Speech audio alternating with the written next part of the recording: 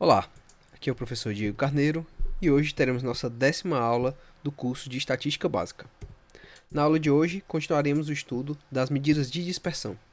Mais especificamente, trataremos hoje sobre uma medida muito importante chamada desvio padrão. Ela é denominada pela letra S e ela pode ser entendida como sendo a média dos quadrados dos desvios tomados com relação à média. Vejamos. S, ou desvio padrão, pode ser obtido então pela seguinte expressão. Note que no numerador eu tenho o somatório de xi menos a sua média elevado ao quadrado. Esse termo nós dizemos que é o desvio com relação à média. Então, desvio ao quadrado, né? E eu divido exatamente pelo número de elementos, né, sobre os quais eu calculo essa média. Então, eu tenho a média do desvio com relação à média. E aí eu tomo essa raiz quadrada. Se nós estivermos trabalhando com dados amostrais, ao invés de dividirmos a soma dos desvios com relação à média por n, podemos dividir por n menos 1. Isso faz com que as estimativas do parâmetro populacional sejam favorecidas. Dessa forma, a expressão abaixo retrata o cálculo do desvio padrão para dados amostrais.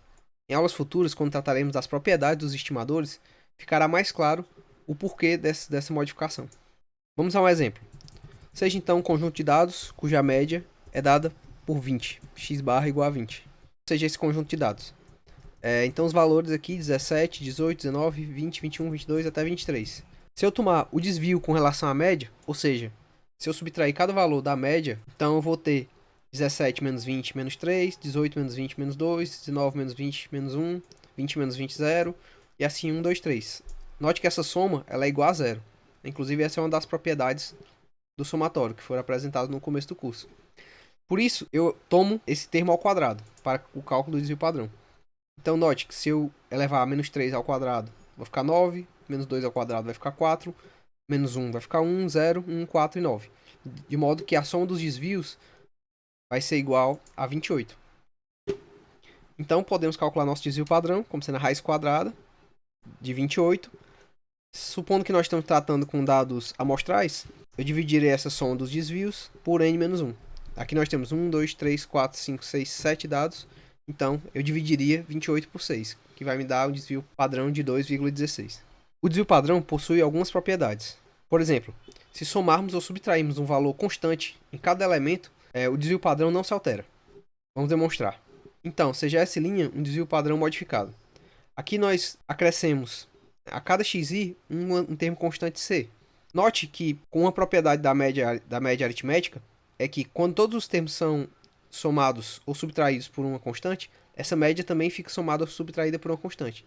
Então aqui eu tenho xi mais c menos o meu novo x barra, que é x barra mais c também. De modo que esses termos se cancelam e eu retorno ao meu desvio padrão original, provando, portanto, a propriedade 1. Outra propriedade do desvio padrão é que se eu multiplicar ou dividir por um valor constante c cada elemento do conjunto de dados, então o desvio padrão vai ficar multiplicado ou dividido por essa constante. Então, seja essa linha o meu desvio padrão modificado. Com a modificação, eu pré-multipliquei cada elemento da amostra por C. Mais uma vez, a propriedade da média me garante que a média amostral da série pré-multiplicada por uma constante vai ser também pré-multiplicada por essa constante. Então, aqui eu vou ter C, xi menos C, x barra ao quadrado, dividido por n. Esse termo constante ele pode sair do somatório, é uma propriedade do somatório. Então, eu fico com C ao quadrado pelo nosso somatório de desvios ao quadrado sobre n. Se eu tirar o C da raiz, eu vou ficar com C pré-multiplicando a fórmula do nosso somatório original. Então, C vezes o somatório. Se eu dividir, seria a mesma coisa. É só imaginar que o C seria 1 sobre alguma coisa, né? Por fim, tem uma relação com respeito ao desvio médio, em que o desvio padrão ele é maior do que o desvio médio. Lembrando que desvio médio seria a somatória do módulo de xi menos x barra. Uma propriedade do desvio padrão que será mais explorada mais adiante no curso é a sua relação com a média e a distribuição de fenômenos em geral. Muitos fenômenos da natureza, eles seguem uma distribuição normal, gaussiana, que tem um formato semelhante a esse apresentado na figura. O que isso quer dizer? Que os eventos do centro da distribuição são mais frequentes que os eventos extremos, os eventos das extremidades da distribuição. Daqui nós derivamos, né, o conceito de tendência central, ou seja, as informações do centro da distribuição são importantes para nós. Nós temos a seguinte relação. Partindo da média da distribuição, se eu tomar um desvio padrão, ou seja, se eu somar um desvio padrão e subtrair um desvio padrão, esse intervalo vai conter 68% dos indivíduos, né, da amostra que eu estou computando. Se eu tomar dois desvios padrões, ou seja, se eu somar dois desvios e subtrair dois desvios, eu vou ter aproximadamente 95% das observações aqui dentro. Se eu tomar três desvios, vou ter praticamente 100% ou 99,73% das observações dos dois lados. Então, note que conhecendo a média e conhecendo o desvio, você já consegue tirar algumas conclusões sobre a distribuição dos dados para a maioria dos fenômenos observados na natureza e alguns fenômenos sociais também.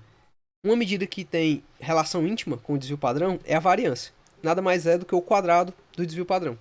Ou seja, nossa variância ela é dada pelaquela expressão que correspondia ao desvio padrão, só que elevado ao quadrado, ou seja, eu elimino aquela raiz quadrada. Aqui, mais uma vez, nós estamos retratando a variância amostral, né? Note que nós estamos dividindo aqui por n-1. As propriedades da variância são análogas às propriedades do desvio padrão. Então, se eu somar ou subtrair uma constante a cada elemento de um conjunto de dados, a variância não se altera.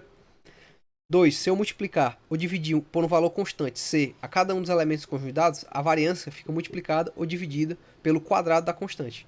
Note que é o quadrado, porque o que fazia com que o termo ao quadrado aqui fora do somatório perdesse o quadrado, né, era a raiz quadrada que existia aqui. Como nós tiramos essa raiz para obter a variância, então o termo que sai do somatório ele sai ao quadrado.